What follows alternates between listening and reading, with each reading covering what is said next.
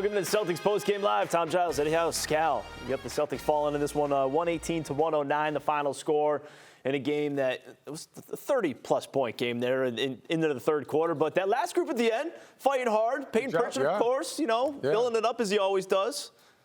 Give him credit. Yeah, competing.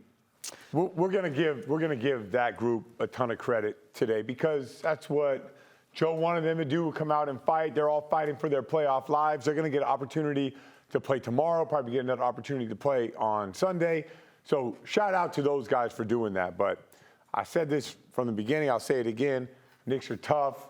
That with them with OG Anunoby, like if we match up, that's going to be a good series. You got to give them guys credit for this reason. It was hard for the starters to get up for this game. For sure. And to be out there. And once you get down by a 30-point game at some point, and then they're still able to go out there, compete, play as hard as they were able to play. And we know this, that some of those guys aren't going to be playing in playoff minutes. Peyton Pritchard will be a guy that plays. Sam Hauser will be a guy that plays. Luke Cornett might get some spot minutes, but Svi's not going to be out there. So when you look at that, you also say, man, he's auditioning for 29 other teams as well. So you got to give them credit for being professionals. What did you guys think of the way that the Celtics tried to defend Jalen Brunson tonight? He went off for 39 points. And, of course, did all that in basically three quarters, but went off for 39 points. Do you believe that they defended him the way they're going to, or are you kind of saving a little bit for if and when you see the Knicks in some point of playoffs? I definitely think they're saving some adjustments for him. I don't think that the way that they guarded him, but I don't also think they just let him score. Like, I think that he got to where he wanted to on the floor. You didn't want to show your hand in the pick and roll, like whether you go over or under, but Jalen Brunson's a problem, man. I'm telling you. I know, like a lot of people said, he's not that dude. He's that dude to me. When I watch him play, he's that dude. Yeah, he plays at his own pace. His tempo is never sped up. He knows where he's going. Like that play right there against Porzingis is acting like I'm about to go all the way to the basket, gets his feet slide, pulls up, stops on a dime and pulls up. I mean, and look, he's scoring against everybody, though. Yeah. It's not a clip to where it's one guy that's getting all of those buckets. He's scoring against everybody, whether it was Jalen, Jason, Drew Holiday, Porzingis he scored on, whether it was Derek White. He gave everybody some of that bucket. And the cold part is he got 39 in three quarters. He could have had 50 tonight if he wanted to. If they kept him out there, he could have had 50 points tonight. All right, and as it was, I mean, he had the 39, and he left with his team up by a ton. Let's talk about that third quarter then, because at halftime we're trying to figure it out. What's Joe Mazzulla going to do? How much time are you going to see the starters out there for the third quarter? And they were out there for most of it. It was, 9 minutes plus. Right? That's right. Scal said I was going to be wrong. I wasn't on that one. Good job, but they were Tom. out. Thank you. They were out there for 9 plus. Well, but they might have well not been out there the way they played. It looked like they wasn't on. No, I think they tried. I think the Knicks. So and Eddie, you can agree or disagree with this. When you're in the NBA and you're playing against a team that's playing for something and they have an edge and they're trying to send you a message. And if you just let go of the rope just a little bit, I think I've always said that's a 20-point loss in the NBA. I think the margins are a lot closer than people think. And when you watch that game, I thought the Celtics came out and they said, all right, we're going to try to make a stand. And the Knicks took a few of those and then went to another level. And at that point, I think we kind of waved the white flag.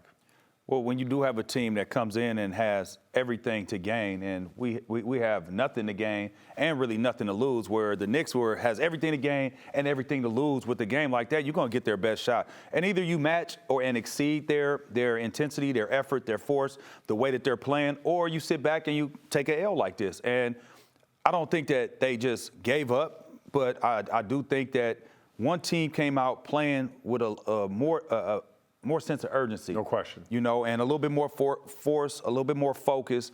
And, what can you do? When you don't have anything to play for, it's hard to get up for those games. And I understand.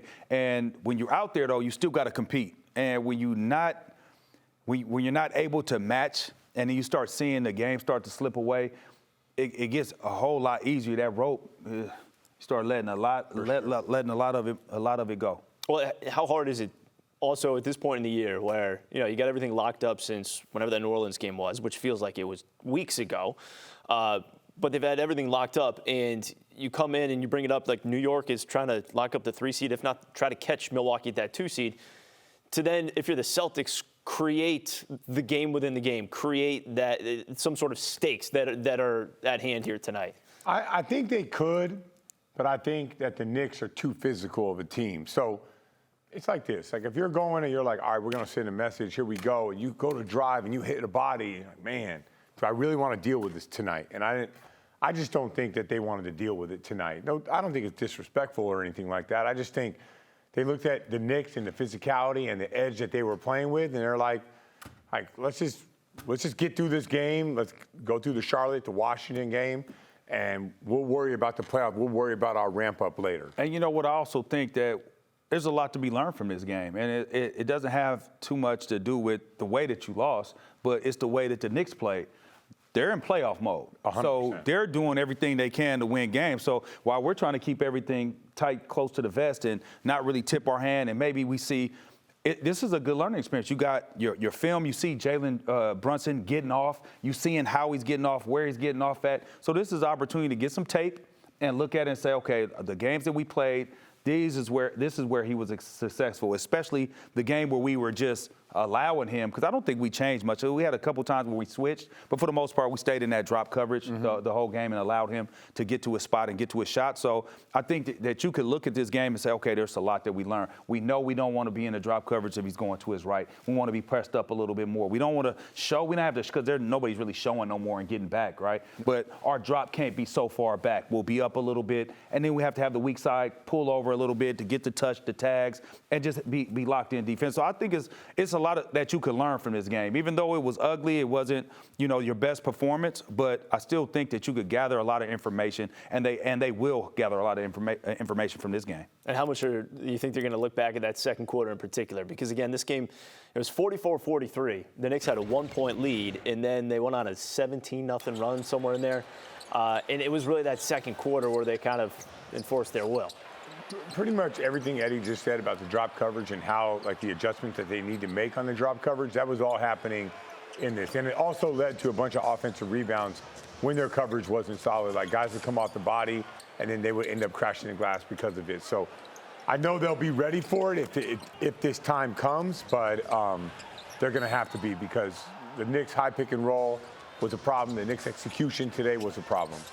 Yeah, and the way that they get Jalen his shots, it's high pick and roll, and at time it's that angle high pick and roll at a different angle. So he could go strong hand. They could, set the flat screen for him to come off to his strong hand, or he could come off to his right hand where he could get into a step back. And as a defender, if you're the guy that's in a drop, you got to hope that they're forcing him to that screen. We've seen a bunch of rejects right there. So I felt like it was a lot of knee-jerk reactions tonight, too. I think a half count slow on your defensive reactions, that offensive rebound that led to the three in the corner where Derek White was standing straight up. Things like, oh, let me get back in. It's those little things, and it's hard to always be locked in, especially 82-game season. You got all this locked up. So you say find the game within a game. Well, it's hard to do when it doesn't matter. Yeah. You know what I'm saying? And even though every game does matter, but it's still hard to find that motivation sometimes. All right, you brought up the offensive rebounds, and again, at halftime, it was 17-2 as far as second chance points go for the New York Knicks. They had 12 offensive rebounds in that first half. And this is it's been a recurring issue a little bit here. Towards the end. Lately. Not over the course of the season, but I would say the last. Well, then do you attribute that to everything being wrapped up, or the fact that teams are really starting to crash and play with that extra effort? Well, so I attribute to a few things, right? I think we're playing a lot slower. So when you play fast, a lot of times when teams crash the boards, you end up getting out and running and getting 32 fast break points or some absurd number. So I attribute it a little bit to us playing slower. But with the Knicks, that's what they do. That's how they play. They spread you, and I think Eddie talked about the spacing at halftime. They spread you out, they go high pick and roll, they play off of it, they play off 2 feet. But also, when they get into a situation where the defense has to react to Brunson, they hit the offensive glass. So to me, this is who the Knicks are. There are ways to counter that. Tonight, we did not counter that. We didn't counter that with a double big lineup that would rebound the ball. And we didn't counter that by getting out and running and forcing them to have 3 guys back. But if you're going to play the Knicks, get used to rebounding or putting a body, especially on Hartenstein and Mitchell Robinson.